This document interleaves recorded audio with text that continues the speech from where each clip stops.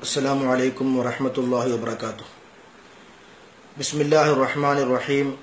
الحمد لله رب العالمين. الصلاة والسلام على رسوله الأمين محمد وعلى آله وصحابه أجمعين. أما بعد، فأعوذ بالله من الشيطان الرجيم. يا أيها الذين آمنوا اتقوا الله حق تقاته ولا تموتن إلا وأنتم مسلمون.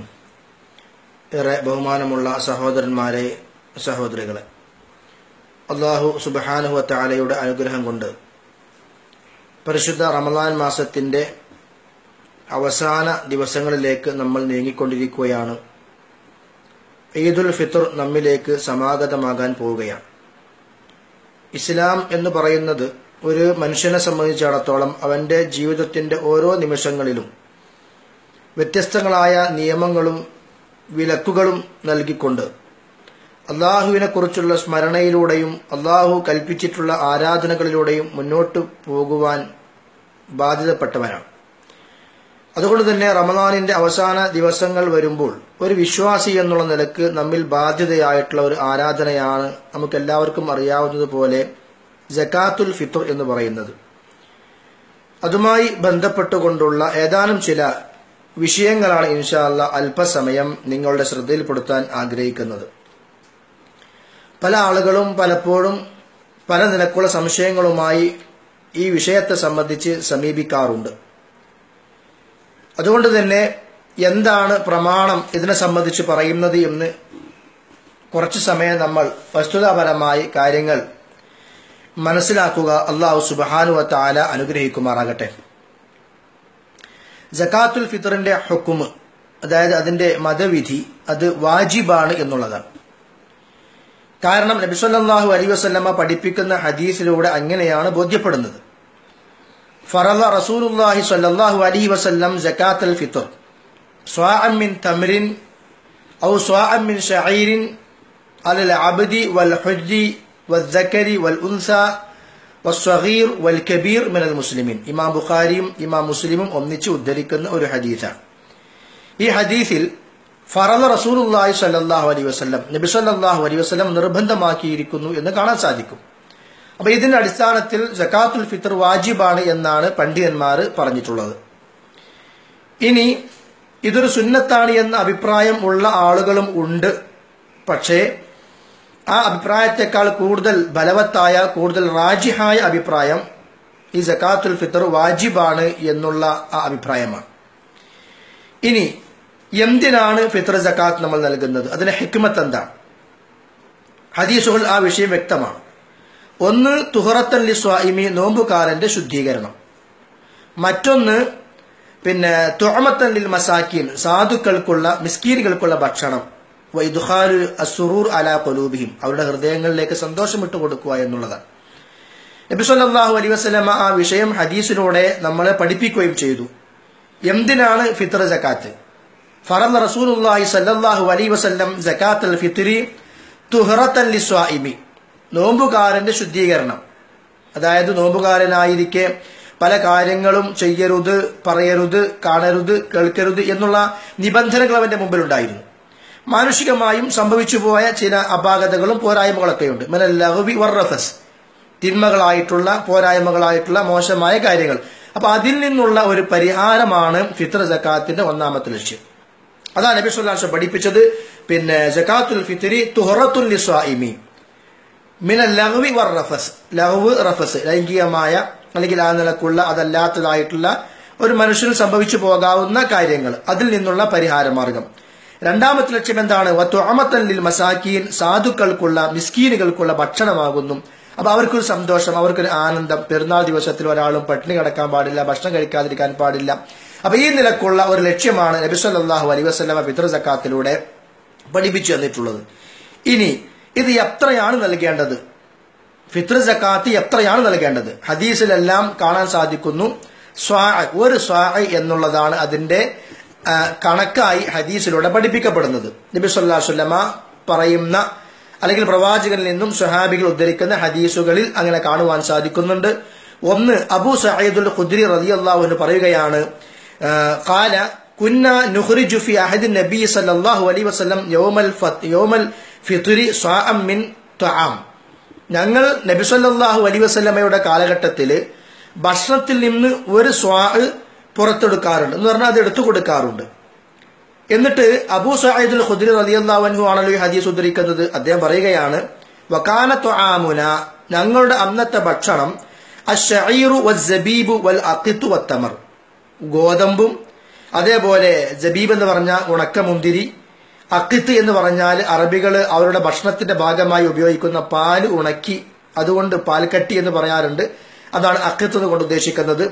തമർ എന്ന് പറഞ്ഞാൽ കാരക്ക. അപ്പൊ അന്ന് അവര് കാര്യമായി ഉപയോഗിച്ചിരുന്ന അവരുടെ പ്രധാനപ്പെട്ട ഭക്ഷണങ്ങൾ അതൊക്കെയായിരുന്നു. അതിൽ നിന്ന് ഞങ്ങൾ സകാത്തുൽ ഫിത്ർ കൊടുക്കാറുണ്ട് എന്ന് അബൂ സഈദ് അൽ ഖുദ്രി റളിയല്ലാഹു അൻഹു പറയുന്നുണ്ട്. അപ്പൊ ഒരു നാട്ടിലെ മുഖ്യമായ ഭക്ഷണം ഏതാണോ അത് കൊടുക്കുക എന്നുള്ളതാണ്. അപ്പൊ നമ്മളെ സംബന്ധിച്ചിടത്തോളം ഇന്ന് അരിയാണ് നമ്മുടെ നാട്ടിലെ പ്രധാനപ്പെട്ട ഭക്ഷണം. അപ്പൊ ആ മുഖ്യമായ ഭക്ഷണത്തിന്റെ അതിൽ നിന്ന് ഒരു സ്വാഹ് സകാത്ത് കൊടുക്കേണ്ടതുണ്ട്. ഇനി ഈ ഒരു സ്വാഹ് എന്ന് പറഞ്ഞാൽ എത്രയാണ്? ചില മസ്അലകൾ ഫിത്ർ സകാത്തുമായി ബന്ധപ്പെട്ടുകൊണ്ട് നമ്മൾ അറിഞ്ഞിരിക്കേണ്ടതുണ്ട്. ആളുകൾക്കിടയിൽ ഏറെ സംശയമുള്ള ഒരു വിഷയമാണ് ഒരു സ്വാഹ് എന്ന് പറഞ്ഞാൽ എത്രയാ. ചില ആളുകൾ സൂക്ഷ്മത എന്ന് പറഞ്ഞിട്ട് 3 കിലോ എന്നാക്കും, ചില ആളുകൾ 2.25 എന്ന് പറയും. ഇവിടെ സത്യത്തിൽ ഒരു സ്വാഹ് എന്ന് പറയുമ്പോൾ അതുകൊണ്ട് ഉദ്ദേശിക്കുന്നത് നമ്മുടെ ഈ കൈത്താണ്ട് 2 കൈ കൊണ്ട് ഇങ്ങനെ പിടിച്ചാൽ ആ കൈ കൊണ്ട് വരുന്ന പിടുത്തത്തിലുള്ള 4 പിടുത്തത്തിനാണ് ഒരു സ്വാഹ് എന്ന് പറയുന്നത്. അപ്പൊ അതില് അഭിപ്രായ വ്യത്യാസങ്ങൾ അളവിൽ വരാൻ കാരണം ഓരോ നാട്ടിലെയും അളവിന്റെ രൂപങ്ങൾ വ്യത്യസ്തമായിരിക്കും. ഇപ്പൊ എല്ലാ നാട്ടിലെയും അളവിന്റെ മാനദണ്ഡം ഒരേപോലെ ആയിക്കൊള്ളണമെന്നില്ല. ഇനി പിടിക്കുന്ന ആളുകളുടെ കൈപ്പിടി എല്ലാവരുടെയും കൈ ഒരേപോലെ ആയിക്കൊള്ളണമെന്നില്ല. ചെറിയ കൈകളുണ്ട്, വലിയ കൈകളുണ്ട്. അപ്പൊ അവിടെ ഒരു മധ്യമ നിലവാരത്തിലുള്ള കൈ കൊണ്ടുള്ള 4 പിടുത്തം, അതാണ് ഒരു സ്വാഹ് കൊണ്ട് ഉദ്ദേശിക്കുന്നത്. ഇനി ആ അളവ് തന്നെ നാടുകൾക്കനുസരിച്ചുകൊണ്ട് വ്യത്യാസം വരും. അതേപോലെ തന്നെ വസ്തുക്കൾക്കനുസരിച്ചുകൊണ്ട് വ്യത്യാസം വരും. ഇപ്പൊ 4 പിടി അരി വാരിയാൽ കിട്ടുന്ന തൂക്കത്തിന്റെ കണക്കാവുകയില്ല 4 പിടി ഈത്തപ്പഴം വാരിയാൽ. ഇപ്പൊ 4 പിടി അരി നമ്മൾ എടുത്തു കഴിഞ്ഞാൽ ഏതാണ്ട് ഒരു 2,100, 2,200 അല്ലെങ്കിൽ 2,300 അകത്തൊക്കെ ലഭിക്കുമെങ്കിൽ അതേ കൈകൾ കൊണ്ട് ഈത്തപ്പഴം എടുത്തു കഴിഞ്ഞാൽ അത് 3 കിലോ വരും. പരിപ്പ് എടുത്തു കഴിഞ്ഞാൽ ചിലപ്പോൾ 2 കിലോനെ വരികയുള്ളൂ. ആ വസ്തുവിനനുസരിച്ച് കൊണ്ട് ആ അളവിൽ എന്ത് ചെയ്യുന്നു വ്യത്യാസം വരുന്നുണ്ട്. അപ്പൊ അതുകൊണ്ട് നമ്മളെ സംബന്ധിച്ചിടത്തോളം ഏതാണ്ട് ഒരു 2 കിലോക്ക് അപ്പുറം ഏതായാലും ഉണ്ട്. ആ അർത്ഥത്തിൽ പണ്ഡിതന്മാർ പറഞ്ഞതുപോലെ 2,100, 2,150 അല്ലെങ്കിൽ 2,200 അതിനുള്ളിൽ നിന്നുകൊണ്ട് നമ്മൾ എത്ര കൊടുത്താലും അതൊരു തെറ്റായ കാര്യമൊന്നുമല്ല. ആ വിഷയത്തിൽ ടെൻഷൻ അടിച്ചിട്ട് അത് ഇത്ര ഗ്രാം ഒരു 2 കിലോ അല്ലെങ്കിൽ 2 കിലോയ്ക്ക് ശേഷം പിന്നെ 45 ഗ്രാം അല്ലെങ്കിൽ 450 ഗ്രാം അങ്ങനെ ഗ്രാം കണക്കിൽ നമ്മൾ പ്രയാസപ്പെടേണ്ട ആവശ്യമൊന്നുമില്ല. ഈ അളവെന്ന് പറയുന്നത് സ്ഥല വ്യത്യാസത്തിനും വസ്തു വ്യത്യാസത്തിനും അനുസരിച്ചുകൊണ്ട് വരുന്ന വ്യത്യാസമാണ്.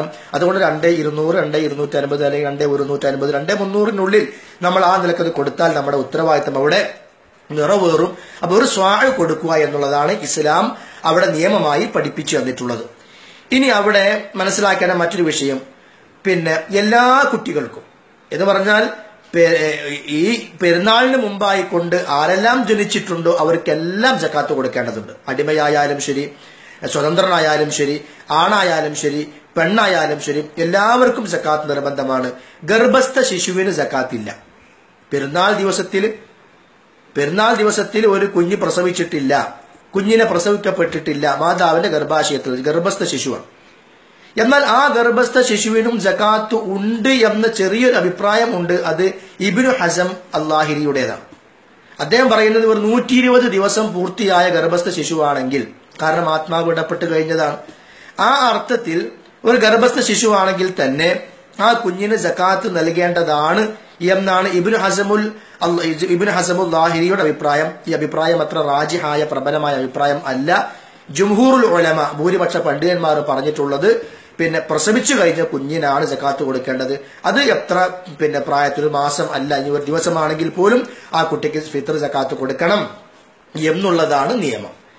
ഇനി മറ്റൊരു മസ്അല ആ വിഷയത്തിൽ നമ്മൾ അറിഞ്ഞിരിക്കേണ്ടത്, ഫിത്ർ സകാത്തിന് നിസാബില്ല. സാധാരണ അരിക്കോ മറ്റുള്ള വസ്തുക്കൾക്കോ മറ്റുള്ള പണത്തിനൊക്കെ നമ്മൾ നിസാബിൽ വരാറുണ്ട്. ആ നിസാബ് എത്തുമ്പോഴാണ് അതിന്റെ സകാത്തിന്റെ നിയമം വരുന്നത്. എന്നാൽ ഫിത്ർ സകാത്തിനെ സംബന്ധിച്ചിടത്തോളം അവിടെ നിസാബ് വരുന്നില്ല. അതേ സ്ഥാനത്ത് പെരുന്നാൾ ദിവസത്തിൽ തനിക്ക് കഴിക്കാനുള്ള ഭക്ഷണം എത്രയാണോ, അത് കഴിഞ്ഞ് ബാക്കി നമ്മുടെ കയ്യിൽ നമ്മുടെ വീട്ടിൽ ഉണ്ടെങ്കിൽ അത് ആ വ്യക്തി ഫിത്ർ സക്കാത്ത് കൊടുത്തിരിക്കണമെന്നാണ്. അപ്പൊ സഹോദരങ്ങൾ, നമ്മൾ ഇവിടെ മനസ്സിലാക്കേണ്ടുന്ന മറ്റൊരു വിഷയം കൂടിയുണ്ട്. ഫിത്ർ സക്കാത്തിന് അർഹരായി വരുന്ന ആളുകൾ ആരൊക്കെയാണ്? സ്വന്തം ആവശ്യത്തിന്, സ്വന്തം ഭക്ഷണത്തിന് നമ്മൾ പെരുന്നാളിന്റെ ദിവസം ആ ഭക്ഷണത്തിന് കഴിഞ്ഞ് ബാക്കി നമ്മുടെ വീട്ടിൽ കയ്യിലിരിപ്പ് ഉണ്ടെങ്കിൽ ആ വ്യക്തി എന്ത് ചെയ്യണം? ഫിത്ർ സക്കാത്ത് കൊടുക്കണമെന്നാണ്.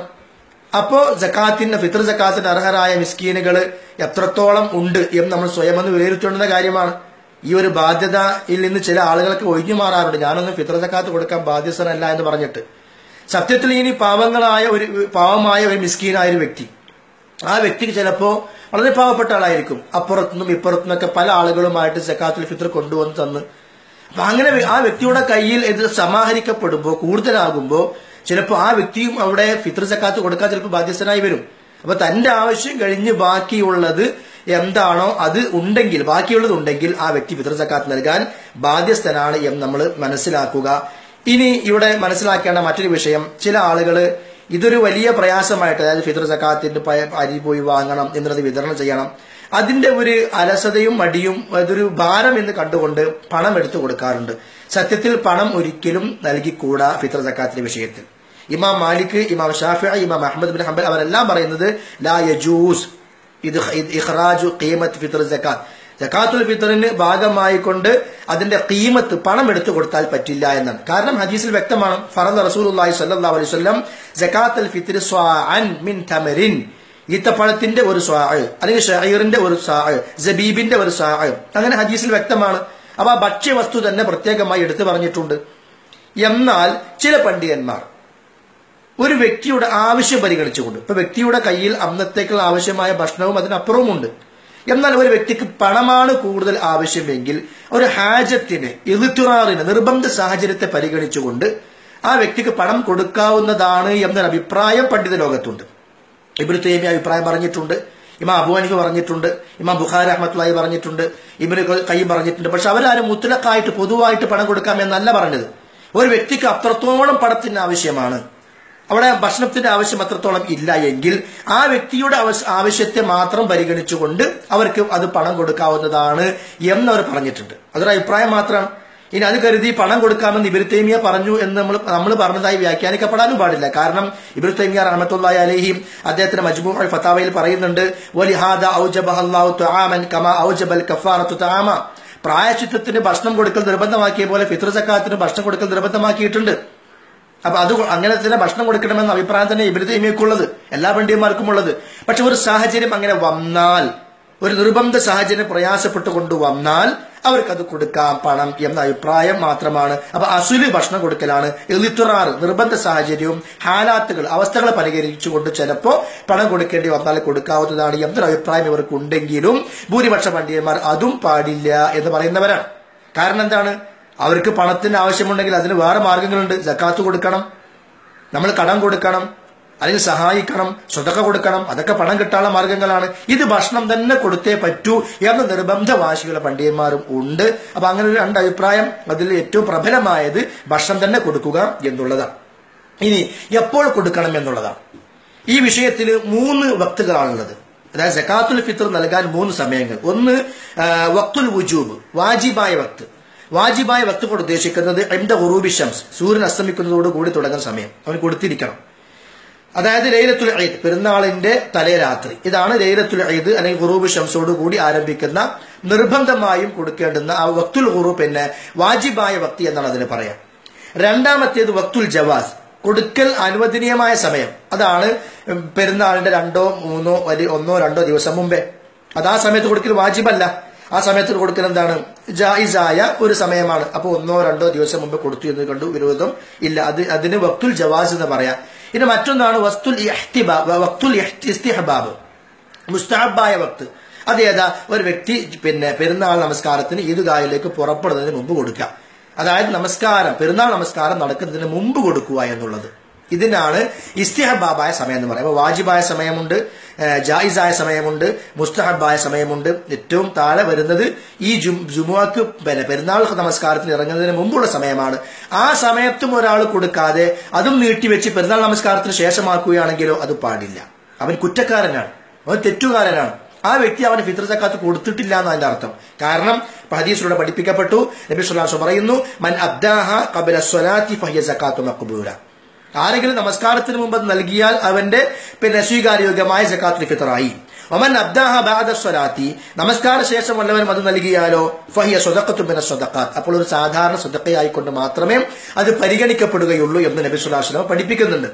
അതേപോലെ തന്നെ ഇവിടെ വരുന്ന മറ്റൊരു വിഷയമാണ് നൽകേണ്ടത്, നമ്മൾ ഈ ഫിത്ർ സക്കാത്ത് നൽകേണ്ടത് നമ്മൾ താമസിക്കുന്ന ഭാഗത്തുള്ള ഫുഖറാക്കൾക്ക്.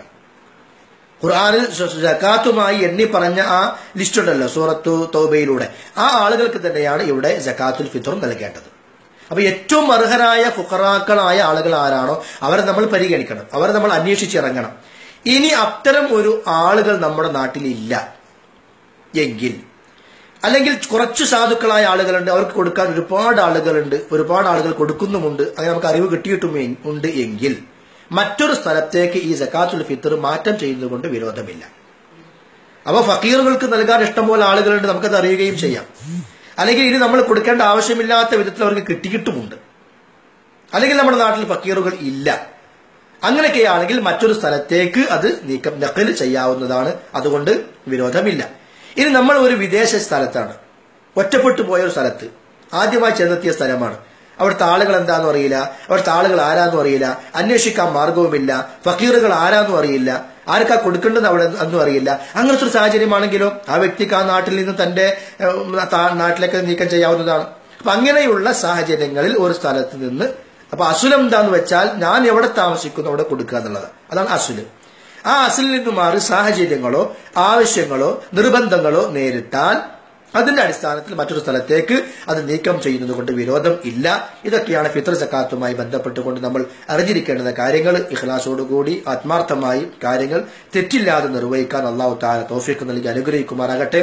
പരിശുദ്ധ റമളാൻ മാസത്തിൽ അള്ളാഹുവിന്റെ പാപമോചനത്തിന് അർഹരായ, നരകമോചനത്തിന് അർഹരായ നല്ലവരായ വിശ്വാസികളിൽ അല്ലാഹു തആല നമ്മളെയും ഉൾപ്പെടുത്തി അനുഗ്രഹിക്കുമാറാകട്ടെ. നമ്മിൽ നിന്ന് വന്നുപോയ വീഴ്ചകളൊക്കെ അല്ലാഹു സുബ്ഹാനഹു വ തആല പുറത്തു മാപ്പാക്കി തരുമാറാകട്ടെ. വസല്ലല്ലാഹു അലാ നബിയിനാ മുഹമ്മദിൻ വഅലാ ആലിഹി വസഹബിഹി വസല്ലമ തസ്ലീമൻ കസീറ. വസ്സലാമു അലൈക്കും വറഹ്മത്തുള്ളാഹി വബറകാതുഹു.